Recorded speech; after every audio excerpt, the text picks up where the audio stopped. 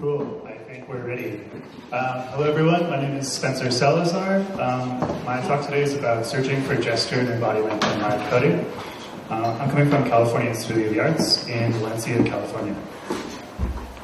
So, an overview, I've sort of felt this tension really between live coding, gesture, embodiment, and really electronic music production in general. I mean, this is sort of I think really actually a big issue in computer music at large. But today I'm mostly talking about this in the context of live coding. There are a number of historical approaches to addressing this tension, of course, and a lot of them are actually really pretty creative and really interesting, and we'll talk about those a little bit. I'm also interested in ways of sort of reshaping how we interpret and think about source code, and how, what is the actual kind of format of what we're doing in terms of code. Like, what are we actually producing? Is it the code itself? Is it the actual text? Is it something that is necessarily encoded in ASCII, or is it something else? And to sort of continue a lot of these ideas, my own original research is based on a project called Orglyph, which I'll talk about a little bit, and was the software that I use in my performance on Monday night. So, at first glance, to me, these live coding and gesture sort of seem kind of at odds with each other. Live coding involves multiple levels of indirection where you sort of type the program into your computer, and then that kind of causes music to be made as a result of that. You don't really have the sort of direct access to the mechanisms of sound production itself. It's not like you can reach out and pluck the sound wave or whatever and actually really physically play it. Live coding to me also sort of has issues with continuous control, being able to just sort of smoothly change things between one another. And I think there's a lot of good solutions to those issues that involve code directly that I've seen used here and talked about in various coding contexts, but I do think that there's a number of issues worth looking at there. As well, I think this involves the physical and visual dimensions of music performance. Despite the fact that you can go up on stage and just hit play and walk away, we still seem to be interested in sort of physical, theatrical aspects of performance, like actually moving around and doing things. As well, the visual sort of dimension, I think it's great that in live coding performance we project our screens and let people kind of see what's going on. The sort of visual, it just seems like as an audience it's nice to have something to look at, I guess, for lack of any sort of more intellectual way of saying it. And these issues affect performers and audiences differently, of course. As a performer, maybe you're not necessarily interested in what sort of gestures are being used to create the music you're making. Or maybe you're incredibly interested in them. And similarly, the audience maybe isn't interested in this. Maybe they're just there to kind of chill out and drink a beer. Maybe they're there to kind of see an actual physical performance. So depending on whether you're a performer or someone in the audience, these issues can affect you differently. Alexander Jensenius and his co-authors in a chapter in a book called Music Gestures, Sound, Movement, and Meaning have this expansive overview of musical gesture, and they go over basically pretty much every definition that exists. If you're interested in this subject at all, I highly recommend reading this. This whole book is great, actually. And they define gesture in the most general sense, as a bridge between movement and meaning. And in fact, they don't even clarify what sort of meaning. I'm sort of assuming they mean musical meaning, but I suppose that's a good interpretation. Some of the other sort of definitions of gestures that they present from the literature that they're talking about here go over things like whether or not typing on a keyboard is a gesture. In most cases, researchers have sort of said that yes, typing on a keyboard is a gesture, but some researchers actually say that no, it's not actually gestural. So that kind of already is sort of a shot across the bow of live coding as a kind of gestural activity. Many definitions of gesture admit activities not visible to an audience. So if you do something and the audience doesn't see it, does that count as a musical gesture? I'm not trying to say one way or another whether I think that's true, but it's just interesting that this ambiguity exists. But in most cases, gesture sort of extends to any sort of action that produces some sort of musical result, at least in the broadest sense. As an aside, I sort of think that the notion of gesture in musical performance really doesn't there's no good sort of treatment of it, I think, in the context of live coding, so I think that's something interesting to explore in the future. Not today, though. So embodiment, as I'm sort of using it here, is defined by Varela, Thompson, and Roche as individual sensory motor capacities embedded in a more encompassing biological, psychological, and cultural context. I think we mostly need the cultural context in live coding and musical performance, but I suppose those other factors might come into play as well. So some of the tensions that I've seen, both myself personally in this community and as a performer and a researcher, and in the literature. So Nick Collins, in his Leonardo paper, Live Coding Consequence, kind of talks briefly about the pursuit of more humanly active live coding. And he brings up his collaboration with dance and movement performers in that context. And he also mentions how some of the activities of, for instance, like Merce Cunningham and other sort of 20th century dance performers, how those actually sort of resemble algorithmic activities, which is pretty interesting. Stoll and McLean mention in one of their papers that a live coder is typically under pressure to do something interesting in the moment, and that activities associated with live coding, such as abstraction and scheduling, can lead to a lack of immediacy in how the performer's actions relate to the music. And my interpretation is that these are sort of presented as problems. I think it's also okay to not interpret them as problems and say, who cares? But nonetheless, some solutions are presented, and these include basically involving live performance of other sorts besides live coding. I think beatboxing is one of the examples mentioned in this paper specifically, but we've also seen just this week a number of other ways of combining live coding with other forms of musical performance, which are interesting. At this conference last year, Maria Ballman sort of talked about how embodiment in live coding surfaces in the physical interaction of our body with a machine. So here she specifically means actually physically typing into a computer. She also talks about how a programming language shapes our thinking about concepts and algorithms, and things like how the muscle memory of typing in just the same kind of basic boilerplate code comes into play when you're live coding, and how maybe typing the same kind of functions or unit generators or whatever it is over and over again eventually sort of becomes this embodied experience. I think this is interesting, but it's also, to me, a little bit fuzzier, and I have a little bit a harder time understanding this sense of embodiment. Before going on, I also want to just clarify a couple of assumptions and oversights. Specifically, one assumption is that I'm just assuming that we care about musical gesture in live coding. It's okay if you don't. I do care about it deeply, but I know that it's totally also fine to just to not care about it. I'm also not really considering today, right now, the embodiment of the audience, specifically dancing along with music. This is something that is discussed a lot in literature on musical gesture and embodiment, but in this case, I'm mostly considering the case of the performer and the audience's experience of that performance without their own sort of.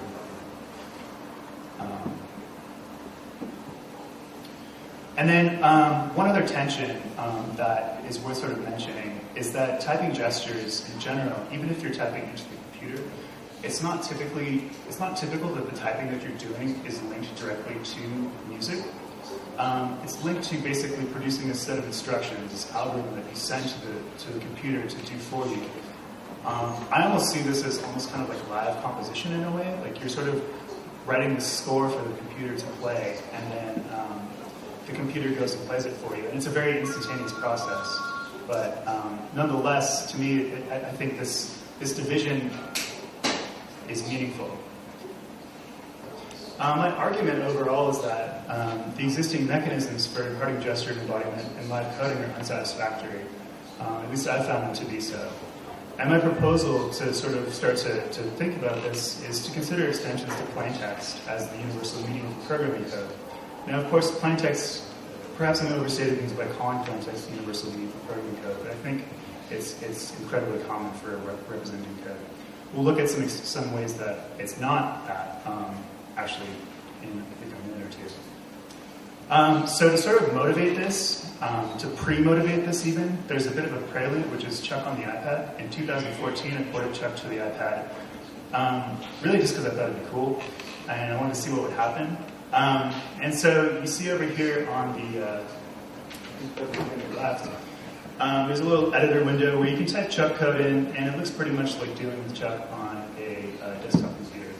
On the right, there's more of a sort of performance interface where you have all of these scripts assembled, and you can kind of just run them and do whatever you want with them. It's almost like sort of playing like a drum pad or something, but with Chuck scripts instead of samples.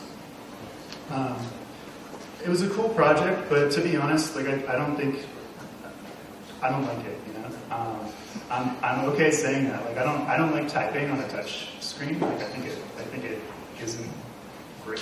It's really not a good interface, especially for live coding when it's already kind of stressful. I think to be typing things while people are waiting for you to make music. So this really frustrated me in a lot of ways, but I think it also informed a lot of how I think about incorporating ideas related to gesture and embodiment in sort of live music performance, involving code or otherwise. So that's sort of the motivation for this. And you may ask, why are you trying to program on an iPad or a tablet or anything like that? What's wrong with you? And actually, for me, I think actually mobile touch devices such as iPhones, smartphones, tablets are really interesting from a music perspective. Here we see my colleague and mentor, Doug Wong, playing ocarina. We can actually watch it.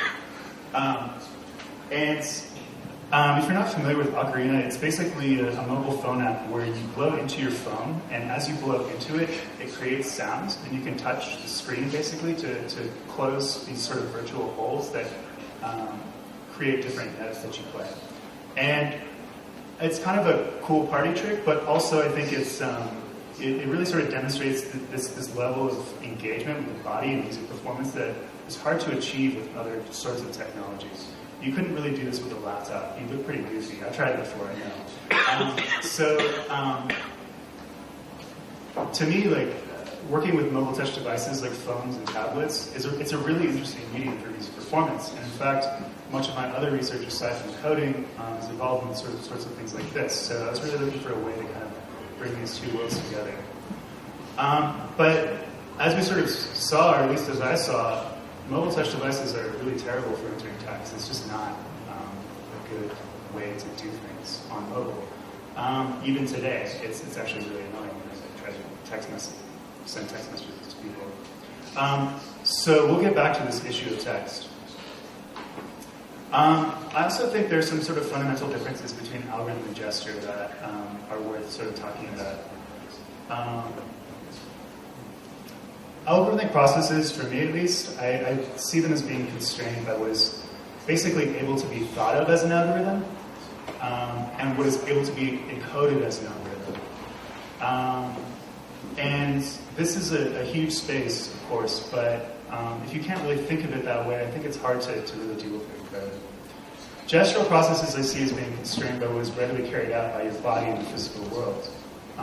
And so these are sort of two overlapping subsets.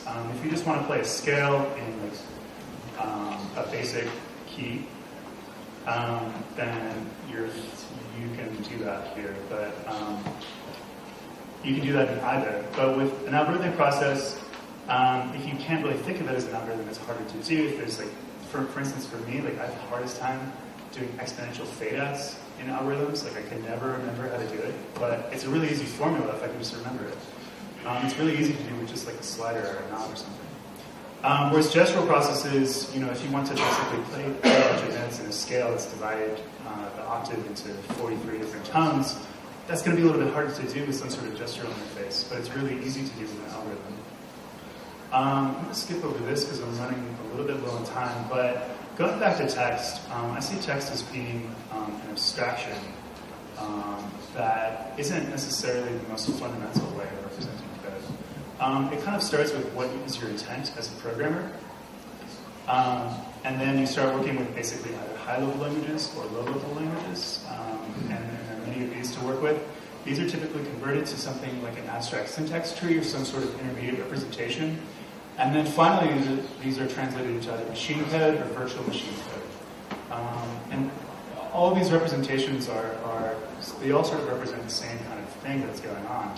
But text is sort of the one that we directly work with as programmers. But at the end of the day, these are all just different abstractions of something else. And so a number of programming languages have sort of explored these different abstractions. Of course, data flow programming largely discards text, although trying to do pure data and XMSP without a keyboard, I think, would be very difficult. And this is well understood, I believe, in this community.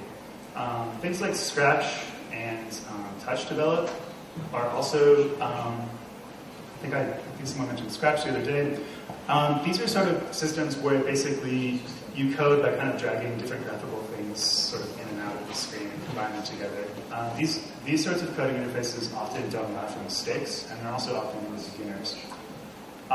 Lisping, I think, is very interesting. It's not really kind of involved in the academic community at all, but basically the Lisp family of languages basically is a textual representation of an abstract syntax tree, and it really lends itself to this sort of manipulation where you're not really dealing with text, you're dealing with the sort of blocks of code that you want to manipulate. Field, to me, is actually probably the most underappreciated programming language in the entire creative community. Field, as far as I know, doesn't exist anymore. I tried to install it. I tried to install it basically every year for the past 4 years, and it has never worked. But it's amazing because here we have Python code with basically this automation curve in it, and this is some sort of timeline in it. So you can basically have all these kinds of direct kind of gestural controls built into your code. It's all in line. You can work with both kind of formats sort of as you need to. As well, Field arrange code in this sort of timeline view, which I don't completely understand because I've never actually been able to use it, but I believe that these are basically just arranging bits of code to run over time in this timeline. So you sort of have, dealing with time, I think, for me, is something that's somewhat difficult in code. This is pretty useful. As well, processing, people are probably aware of processing tweak mode, where you just pick a literal value, and kind of drag it up and down and move things around like that, which is pretty cool. This starts with ASCII code, but then allows you to sort of engage with it a little bit more continuously. So my contribution in all of this is this system called Orglyph. Orglyph is a modular music patching system with scheduled metaphor. In this system, basically, you draw things, and then those are turned into different programming nodes that you can connect together. You can also parameterize them with touch, so you can kind of scrub around, change the frequency, change pretty much all of the stuff. Everything is also kind of infinitely modulatable, so you just get these big networks of things modulating other things, modulating other things. So that's the sort of basic system. The goal of Orglyph was really to have this physical connection to sound processes. I wanted to sort of directly kind of reach out and touch the sounds and the different things that were working with sounds as I was performing with it. But while still sort of remaining in something resembling a code and paradigm. Of course, I've certainly had arguments about whether or not data flow programming can be considered programming, or what is that definition that either includes or excludes data flow programming. Maybe it's just a political question. I don't really know. But nonetheless, sure, we could debate whether or not data flow is programming in whatever sort of sense you want to think about it. But at the end of the day, maybe it's not that interesting. So what is the gestural support provided by Orglyph? Well, you can scrub parameters up and down. You can just sort of move them around and change things. You can write parameters directly, so you just write a number in and it changes to where that number is. You can kind of organize your code and patch it. As well, you can scroll around basically in sort of 2 and 3 dimensions. So you can zoom out basically to sort of see your code, how it's working kind of at large, see the whole system kind of interacting with itself. Or you can zoom in and examine individual details of what your code is doing. And these are all just sort of these very manual processes. It's almost kind of like a video game or something. As well, there's things like step sequencers, waveform editors, orientation sensors, pan X, Y, and pressure sensing. These aren't really related to coding activities. They're just sort of gestural interfaces that you can link up to your sound using code. So if you want to do the whole accelerometer thing where you wave tablet around, you can do that too. This is multi-touch based, so it supports multiple simultaneous gestures. Basically, however many hands you have, that's how many different things you can control at the same time that are on the same screen. And this even works with multiple performers. So that kind of creates this sense of embodiment, I feel, with being able to actually physically sort of reach out and deal with it with your hands or whoever's hands. It requires physical dexterity to actually perform as well. You actually have to basically move your body around quite a bit, especially on like the big, like giant model of like iPad, and that thing's huge. It's a monster. You also get this dynamic real-time feedback that kind of is showing you everything that's going on at the same time, which really just kind of lets you know exactly what you're doing. I think having this feedback is important to having a sense of embodiment. When you play like an acoustic instrument, you can feel it vibrate in your hands typically. You can sort of feel its activity present in you. There's no haptic feedback in Orglift, but I think the visual feedback does sort of serve that purpose to a degree. I mentioned the sense of 3D space. As well, the performance activities are fairly transparent to the audience. I've gotten a lot of feedback from people, from audiences, that this, it made sense to them at least. And I think in many cases, coding can be a bit abstract. That's okay, but I also think if your goal is transparency to an audience as far as what you're actually doing as a performer, something like this is helpful. It also carries visual interest for the audience. There's a lot going on here. There's lots of waveforms bouncing around and things, collapsing and going in and out. For me, I think it's kind of fun to watch sound out like this. So how was this played out? In terms of time, keep going. Oh, round up? Okay. I've done a number of pieces with this. One of them is Pulse. This is basically a solo piece, and it is hard to play, but hopefully it sounded okay on Monday. This is what I've been on. And here I basically start with this giant kind of ready-to-go program that I manipulate. It's really only towards the end, see if I can skip ahead. I don't actually see a control here, so I won't get into it too much. Another sort of performance venue for this that I've used it in is this workshop at Stanford called the Electronic Arts Ensemble Workshop.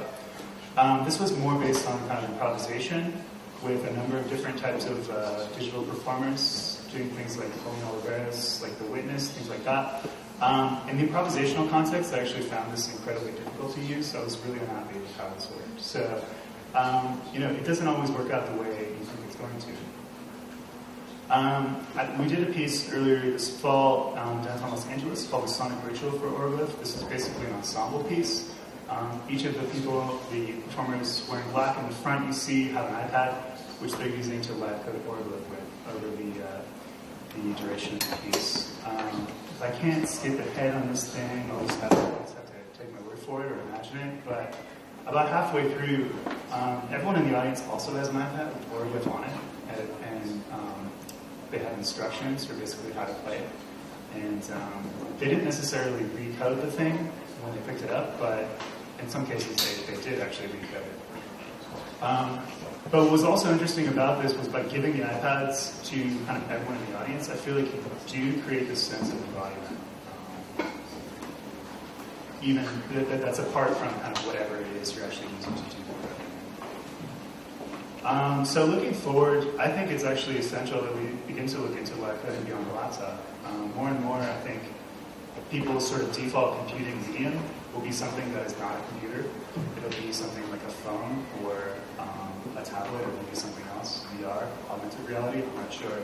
But I see a future where not necessarily everyone's computing with a keyboard, or with a keyboard that works very well. Things like, as well, merging different layers of abstraction, sort of the way field works, where depending on whatever level of abstraction is meaningful to you, that's the level you can work at. It would be cool if you could just pop open, actually things like Max for Live also do this, where you can open up Max and work with that in kind of the more kind of DAW world. So in conclusion, there's a tension that I feel, at least, between live coding, gesture, and embodiment.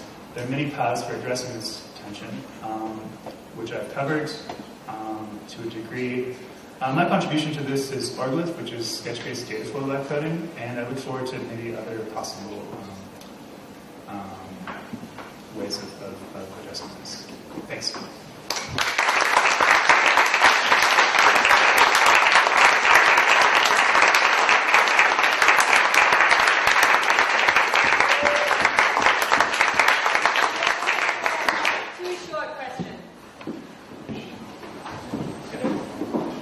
Quick aside, I'll probably answer your questions on field, because I used it pretty heavily a few years ago for big projects. I just can't remember how it worked, so I can probably fill in some details there. Okay, cool. Question, how does your system compare to Reactable, which is not sketch-based, but is a very similar kind of data flow graph between active elements? Yeah, sure. The question was, how does this system relate to Reactable? Reactable is a huge influence on Orglyph. Of course, I mean, Reactable basically kind of invented a lot of things. The major difference is that this is mostly software-based, whereas the sort of original Reactable, at least, and also involved kind of hardware tokens that were used to kind of interact with the software itself. There are some more subtle distinctions too, which maybe I won't get into right now, but that's sort of the big one. Thanks. Jack. Thanks for a very great points. I just wanted to ask, with the interface and use of the pen, how did you decide which tasks would be done with the pen versus do kind of menu boxes and physical number dragging with the finger? Whereas I see in the paper it's about kind of things, sketching and curving and that kind of thing. Just wondering how that played out in the run. Yeah, for sure. The question is, how did I arrive at this particular balance of interactions involving touch and fingers and interactions involving pen?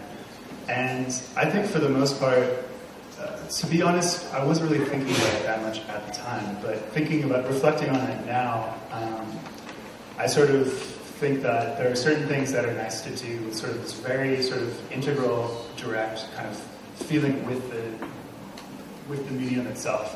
And that's something more appropriate for touch. There are other situations where precision is more desirable, like drawing a very specific waveform. I think it's harder to do with a finger versus a pen, at least in my experience. Fundamentally, there isn't really any difference, actually, from a technological level, but I do think a lot of these sort of gestures have sort of almost self-assigned themselves into either category based on kind of the natural metaphor.